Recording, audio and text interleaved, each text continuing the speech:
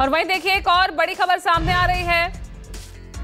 चुनाव परिणामों को लेकर मायावती का बड़ा बयान सामने आया है। अपेक्षित परिणाम ना मिलने से पार्टी कैडर नाराज है, ये मायावती ने कहा। साथ ही कहा कि क्षेत्रीय पार्टियों के साथ गठबंधन नहीं करेंगे, ये भी क्लियर किया है मायावती ने। बीजेपी और इंडिया गठबंधन से दूरी जारी रहेगी।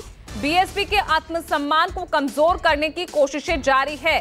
बीएसपी संगठनों और स्वार्थी नेताओं को जोड़ने के लिए नहीं है। ये देखिए एक के बाद एक कई ट्वीट यहां पर हरियाणा चुनाव के नतीजों को लेकर और उसके बाद स्थिति को लेकर देखिए किस तरह से मायावती ने एक्स पोस्ट किए।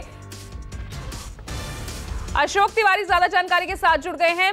अशोक, अब तो मायावती ने यह भी क्लियर कर दिया है कि ना बीजेपी ना इंडिया और ना ही अब क्षेत्रीय पार्टियां किसी के साथ अब गठबंधन नहीं करेंगी।